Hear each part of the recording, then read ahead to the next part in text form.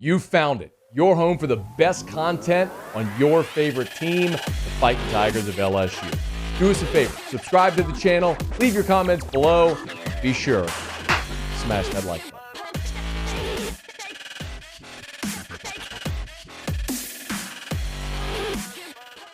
The single biggest question facing LSU football right now is not quarterback. It's the offensive line. After going out to practice on Monday, I am very comfortable in saying that. Yes, I understand quarterback is the most important position, individual position in team sports.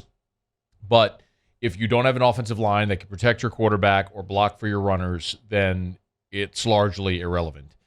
And considering what we saw on Monday, I'm very confident in saying that right now is the biggest question mark. It's the biggest concern. I think LSU has guys at quarterback that are capable and that have played. I mean, Jaden Daniels has played 30 games, and Miles Brennan has been around for 6 years. And I think a lot of people are very excited about Nussmeier, son of a coach, talent, all that sort of stuff. But the offensive line has to come together as a unit. And maybe the biggest question about what we saw is, of course, the second half of the battery behind the quarterback is the center. And we would hope at this point that Charles Turner, 4 years into his college career, would be the starting center. That doesn't appear to be the case. On Monday when we were at practice, it was Garrett Dellinger as the first-team center, and then Fitzgerald West, the freshman who was a high school defensive lineman who's converting to offensive line, was running as the second-team center. So today, when Garrett Dellinger met with reporters, clearly the most obvious question was going to be one that Michael Cobble asked. You ever played in high school or anything? No, never played in high school, but I was prepared over spring to snap, so I was ready. Garrett Dellinger is right now running first-team center and has never played the position. I completely respect the work ethic. I completely respect the effort, the energy, the time put in to learn that craft.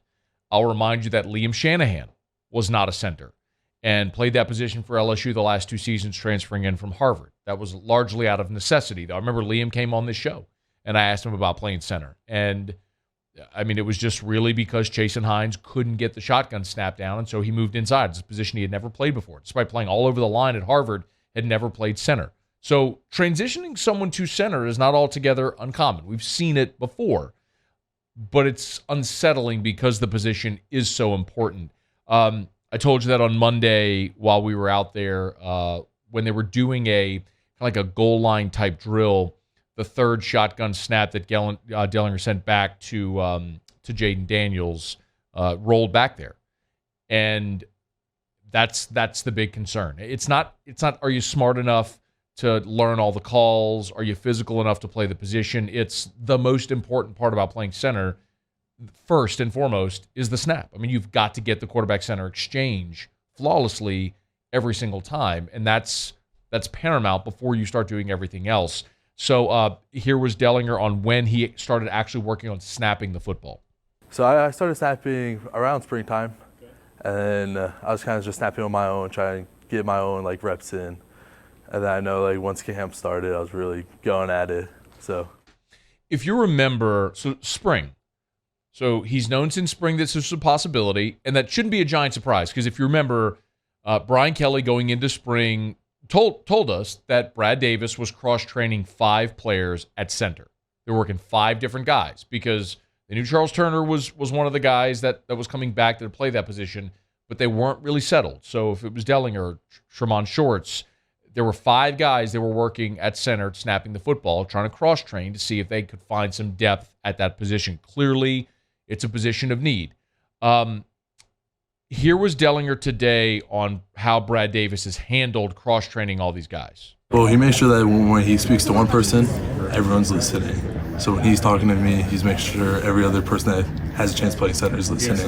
When he speaks to a right guard, left guard, he's speaking to both sides. And then he always corrects the little things. And sometimes he'll bring in what if this happens? You know to do this, and just make sure we're all on the same page, really.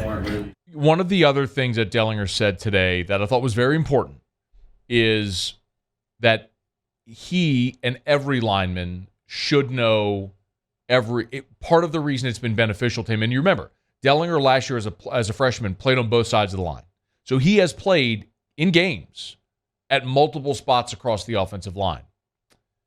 And because he has played multiple spots, his opinion was it will benefit him as the center because he knows what every other lineman is supposed to be doing on the play. That makes a lot of sense, and I totally buy that. That is true. In many respects, it's like a middle linebacker or the quarterback, where you have to know what every receiver's route is going to be. It's similar with the center, where you have to know everybody's blocking responsibility if you're making all the calls at the line of scrimmage. Sometimes we've seen quarterbacks make those calls if a center isn't comfortable doing so, but you would obviously prefer your center to make those calls for the line. So that you're spinning it a little bit, but I get it, and it does make sense if that works out to your benefit, to where Dellinger, having played multiple spots, knows other guys' responsibility, so that transition inside should be easier in that respect. And they have been working on this since spring. Now, it's worth mentioning, of course, Garrett Dellinger, with the shoulder surgery, didn't go through spring. So he wasn't practicing out there, even though he could have been working on snapping the football. He wasn't getting center reps during the spring because of the injury. By the way, real quick, play one, Muse. This was Dellinger on an update on his health. I would say closer to the end of spring, I was feeling more like myself, just because I started hitting like the bags with the trainers and working with the trainers more, and then got the confidence back in the weight room. So he said he was feeling better, more like himself, close to the end of spring. So didn't go through spring drills with his teammates through spring practice, so he lost that time. But right now, healthy, full pads, no restrictions. He's not there on a no-contact jersey or anything, so he's full go. But the other thing from Dellinger was about building continuity. So, again, with the 2 days of practice the media has been allowed to see, we've seen a couple of different looks from the line.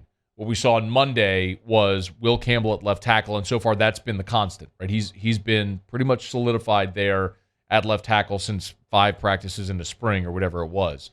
And then we saw Tremont Shorts at left guard, Dellinger at center. We saw Miles Frazier at right guard, and it was Anthony Bradford at right tackle. So because you're seeing a little fluctuation, he was asked how difficult has it been to build continuity with that group? Well, we've been practicing with each other since spring with all the new guys who came in. So we've been with each other for plenty of time to learn each other's movements. So we've done plenty of outside activities. When I heard that, the correlation that I might give when he's like, we had outside activities, obviously not practice. Like, they've not been in practice together working as a unit because they can't on field with coaches and all that stuff and pads and everything. But if this makes sense, the closest comp I can draw is receivers and quarterbacks going to work 7-on-7, like skeleton drills, and getting their timing down. That's where it would make sense, where if receivers are going out there every day to catch passes from the quarterback just to learn timing, routes, rhythm, all that sort of stuff, that might be something that this offensive line has worked on throughout the summer and the late spring, and that would be very encouraging if in fact that is the case. Now, how quickly can they gel? Can they come together? Those are things that we could literally only speculate on until they go play a game. And when they play Florida State, on September the 4th in the Superdome, we'll have a much better idea. But I will tell you, for me right now, my biggest takeaways from Monday, and I'll be very curious to see what we get to see on Thursday, but I came away feeling much better about the defense, much better. Even the questions about linebackers, I think the defense is going to be fine. We know LSU's got great skill guys, and I think they'll be stable at quarterback, if not good. The offensive line, I think, just remains the most gigantic question mark. And there's no way that you can simulate what you're going to see in a game until you go play a game. And if there is maybe a benefit, it's you're going to get to go up against a really good defensive front and practice every day. That's going to challenge you and hopefully get them a lot better between now and that season opener, and then throughout the course of the season. But Garrett Dellinger, sophomore, played a lot last year as a freshman, all across the line. It looks as though he's getting the first crack at the starting center position. Tigers are practicing again. The next media availability is Thursday in Tiger Stadium, and the media does get to watch the entire practice. So we'll we'll have a much better sense of how things look, and we would expect we're going to get to see team periods as well, and we'll get you a better sense of how this offensive line, this new look offensive line, will perform when they go against the LSU defense. Hey, thanks so much for watching. Please leave your comments. I love to interact, and be sure to hit the red subscribe button below.